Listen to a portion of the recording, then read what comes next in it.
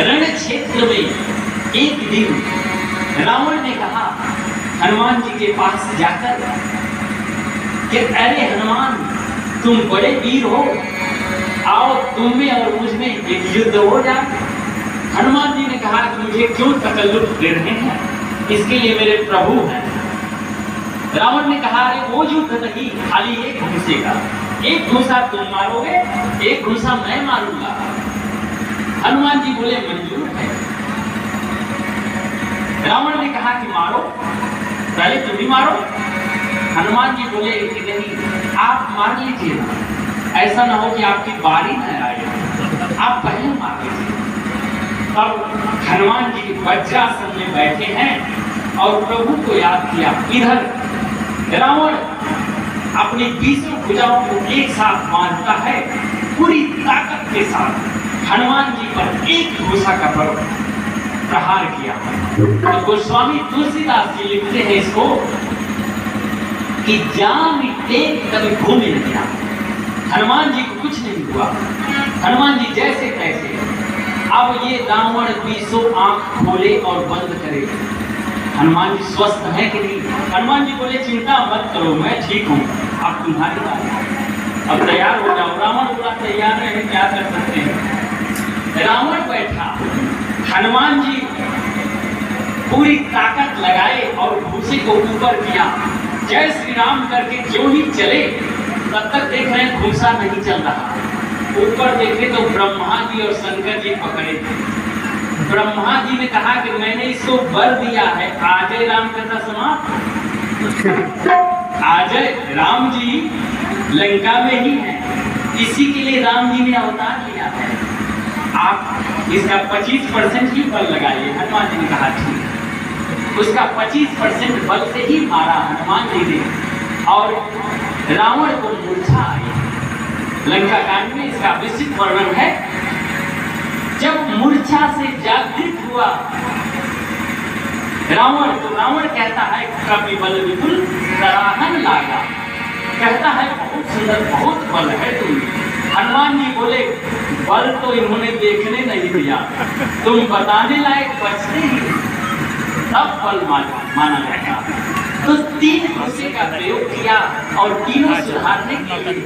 लेकिन जो कामासक्त व्यक्ति है, जो माया मोह में डूबा है, उसके लिए घुसा किसी काम का नहीं है। इधर लंकिनी सुधर गई और आशीष भी दी। क्या? अरे प्रविसी नगर कीजे सब काया, हृदय राखी को सल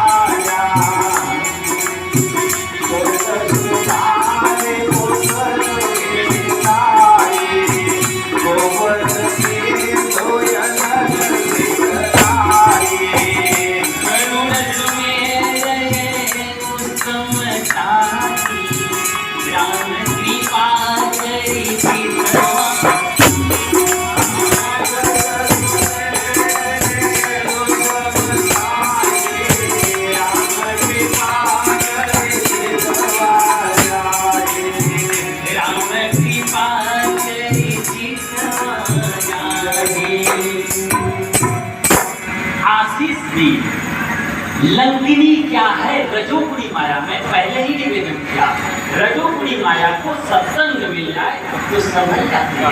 संभल गई तो आशीर्वाद देकर गई। प्रवेश नगर कीजिए सबका नाम। हनुमान जी ने नगर में प्रवेश किया और हृदय राज कौशल को बनाया। भगवान श्री राम को प्रणाम करके आगे बढ़े।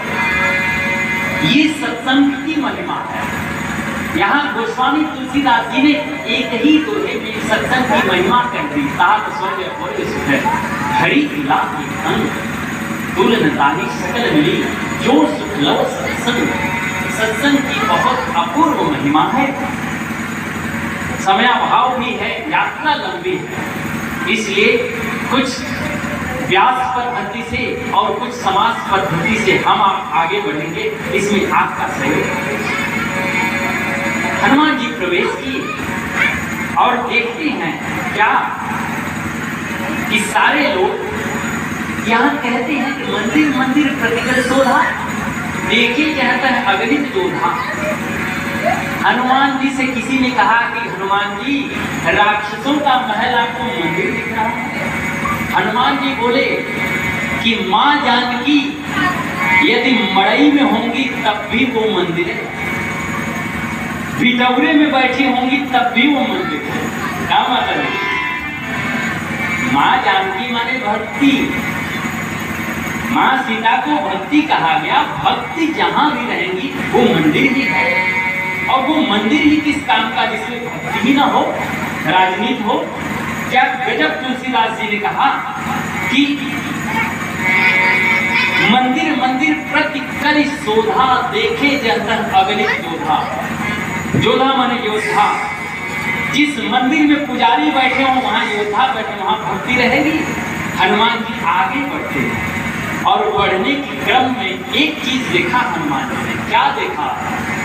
अरे शयन किए देखा कभी और मंदिर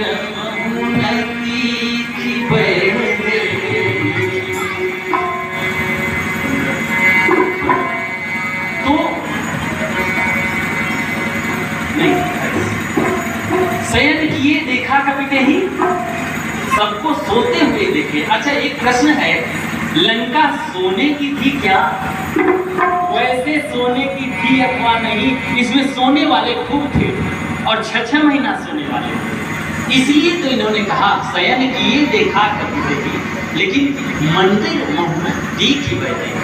हनुमान जी ने कहा अरे अभागों, सो रहे हो, तुम्हारे दरवाजे पर मां भक्ति है, अभी सो रहे हो, इस मनुष्य शरीर का कुछ तो उपयोग करो। हनुमान जी ने कहा कि इस मानव शरीर का तो हेतु तभी है जब इसको पाए और इस शरीर के रहते रहते भगवान की भक्ति का दर्शन कर ले। अरे काहे माया में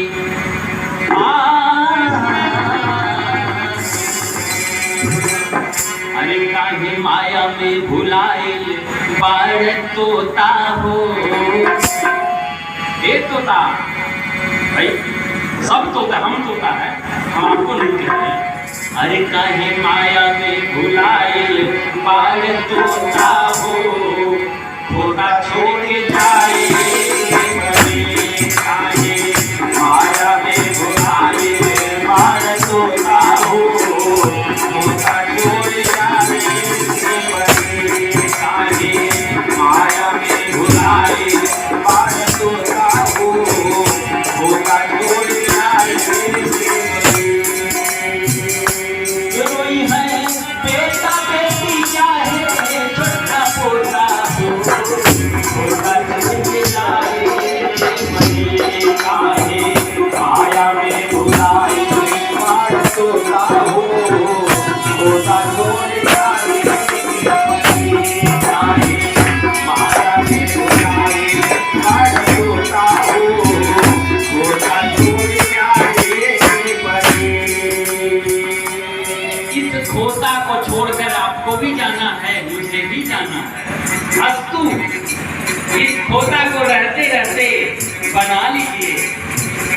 लाखों करोड़ चाहे कितनों कमाइए, लाखों करोड़ चाहे कितनों कमाइएगा, लाखों करोड़ चाहे कितनों कमाइएगा।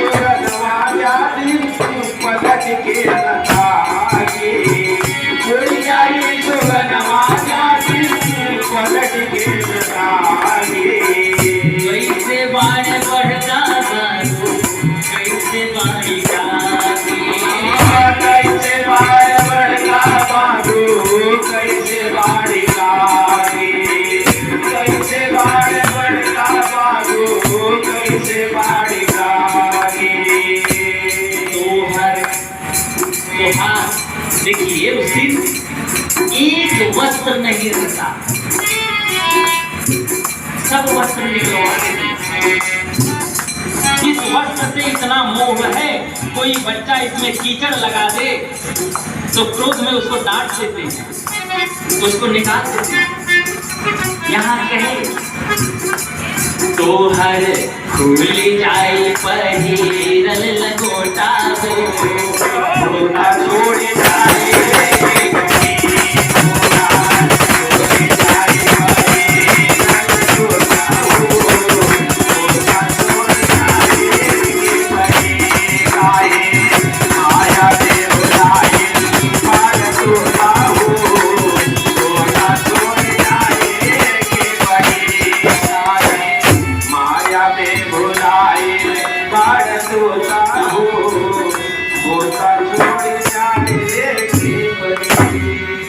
खोता को छोड़कर जाना है। और गोस्वामी तुलसीदास जी ने कहा, क्या कहा, देह धरे कर यह फल भाई, भजी राम सब काम बिहाई। यह मानव शरीर कितना अनमोल है, इसके बारे में वेद पुराण शास्त्र विद्वान भगवान कौन नहीं गाया।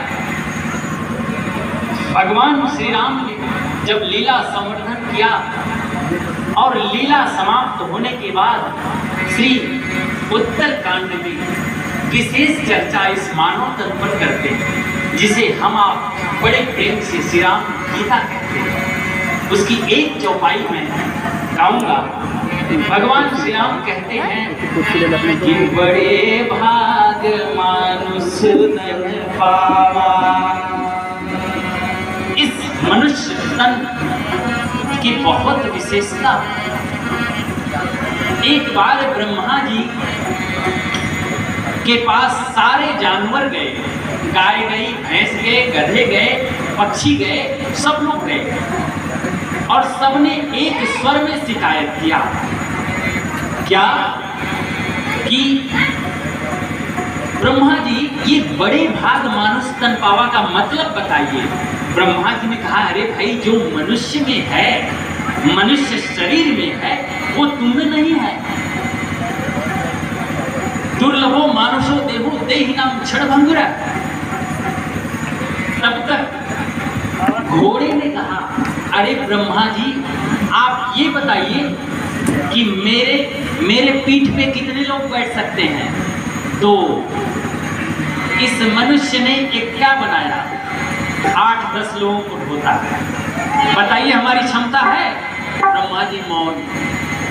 भेड़ ने कहा, प्रभु हमारे शरीर पे जो बाल आते हैं वो सर्दियों में मेरी रक्षा करने के लिए आते हैं, परंतु सर्दी से पूर्व ये मनुष्य कैंची लेकर उसे काट कर स्वयं स्वेटर पहन के घूमता है और हम ठिठुरते।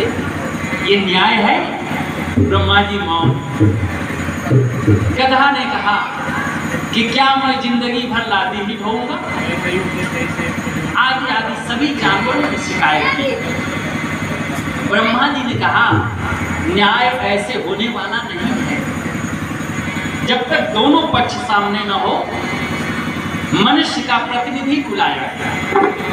एक प्रतिनिधि गया, पार्टियंस क्यों रहा गाओ, ये पार्टियंस क्यों रहा। एक मनुष्य का प्रतिनिधि गया, सारे जानवर अपनी बात रखे तो मनुष्य उनके बात का खंडन करा। कैसे? सबसे पहले कौवा, इधर मनुष्य ने कहा कि हम लोग बहुत चतुर हैं, जहाज बना देते हैं। कौवा ने कहा हमसे भी चतुर हैं। फिर मनुष्य ने कहा कि बहुत कोमल वाणी है, बहुत मीठी वाणी है हम लोगों की। कोयल ने कहा मुझसे भी मीठी। और अंत में कहते कहते मनुष्य थक गया। कथा लंबी है। मनुष्य पागल होकर बोला कि मैं मूर्ख हूं। गधा ने कहा मुझसे भी ज्यादा। ब्रह्मा जी बोले भाई ये जवाब तो नहीं हुआ, ये बड़े भाग मानुष तन पावा ये नहीं है, फिर क्या है? ब्रह्मा जी बोलते हैं कहते हैं एक हाथा घेरा चढ़ने वाली, उसके बीच में एक दरवाजा है, उसमें एक सूरदासी फंस गए। दरवाजा से प्रवेश तो हुआ लेकिन उनका निकास नहीं हो पा रहा, परेशान है। तब तक एक व्यक्ति जाकर बोला कि आप इस दरवाजे को पकड़ते हुए जाएंगे तो आगे, माफ कीजिएगा, इस दीवार को सहारे करते हुए जाएंगे, आगे दरवाजा मिलेगा। सूरदास जी गए और जब दरवाजा पहुंचा तो खजुली होने लगी सर में, और दरवाजा इतने में पार हो गया। फिर वापस वो मनुष्य आया तो देखा सूरदास जी वही चक्कर लगा रहे हैं। तब मनुष्य ने कहा कि आप कैसे जा रहे हैं, जरा करके दिखाइए। तो सूरदास जी ने वही प्रक्रिया की। तो ब्रह्मा जी ने कहा ये घेरा है 84 लाख योनियां, दरवाजा क्या है, मनुष्य शरीर। जब जब मनुष्य तन हमें मिलता है, कभी छिपकली, कभी मेढक, कभी गाय भैंस बनते बनते एक बार भगवान ने कबहुक कर करुणा न देही, जब मनुष्य शरीर मिला तो वासना की खुजली, माया की खुजली, मोह की खुजली, और ये मनुष्य तन पार हो गया। क्यों आए, क्यों गए, इसलिए नहीं है।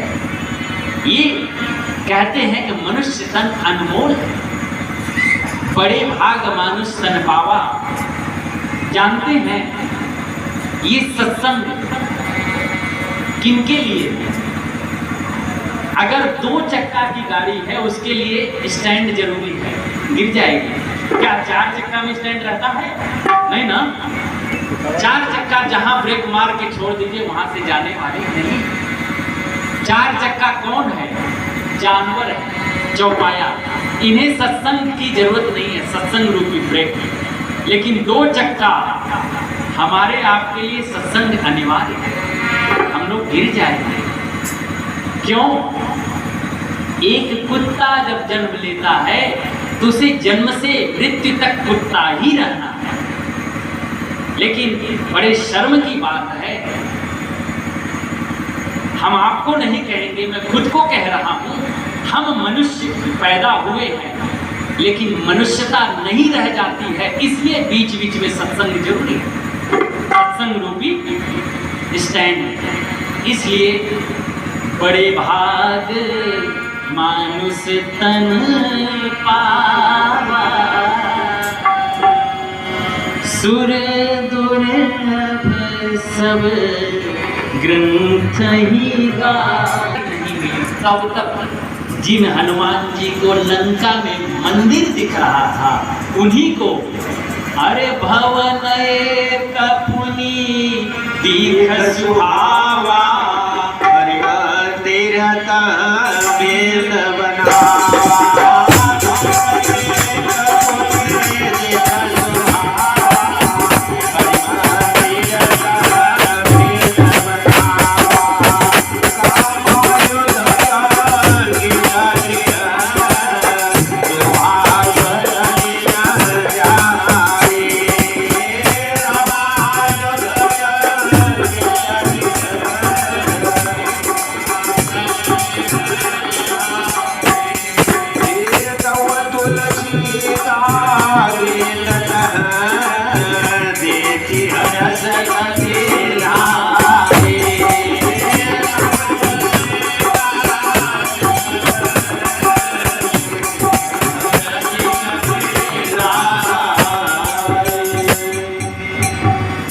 जिन हनुमान जी को मंदिर दिख रहा था उनको एक भवन दिख गया, और वो भवन सुहावना है। सुहावना कैसे है? उस भवन में भगवान के आयुध छपे हैं, भगवान का शंख छपा है, सामने तुलसी मैया का पौधा है। हनुमान जी को देखते देर नहीं लगी, कहते हैं जरूर ये किसी साधु का भवन है। लेकिन आजकल बाहरी बनावट तो साधु की भक्त की रहती है, लेकिन आंतरिक रूप से कुछ और ही रहते हैं।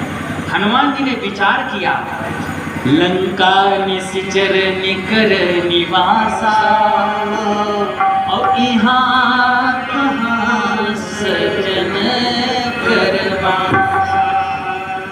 ये तो निशाचरों की नगरी है, यहाँ कोई सज्जन है क्या? हनुमान जी ने विचार किया कि ब्रह्म मुहूर्त शुरू है, 4:24 हो रहा है। अगर ये साधु होगा तो जरूर भगवान को याद करेगा, नहीं तो सांसारिक जीव होगा, प्रपंची होगा तो उठते ही कहेगा चाय लाओ, चाय बनल बा।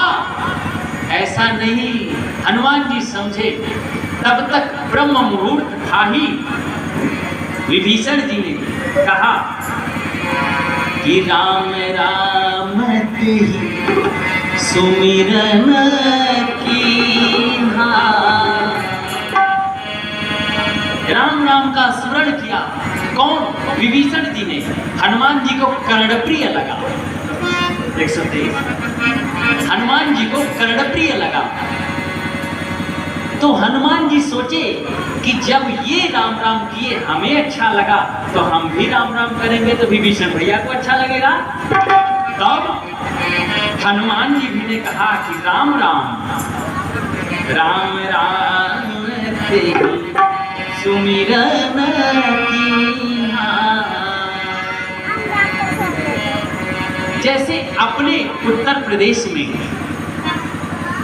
जब हमारे आदरणीय सब पिता स्वरूप सब लोग बैठे हैं, हम तो शायद उस समय मेरी पैदाइश भी नहीं रही होगी, पंधारी चच्चा थे।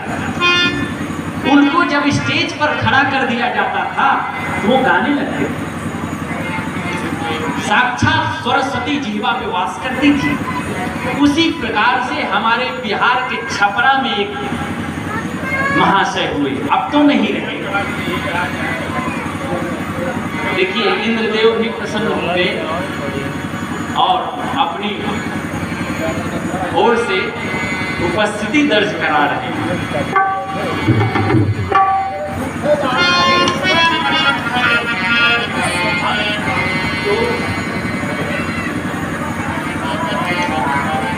वहां पे आदरणीय भिखारी कुमार ठाकुर, उनकी एक रचना है, आइए हम आप भी उसका श्रवण करेंगे। छाया में हो जाइए। कहते हैं हे राम नाम के हो, हे राम नाम के हो, राम नाम के हो, राम नाम के मन पन पे पाए,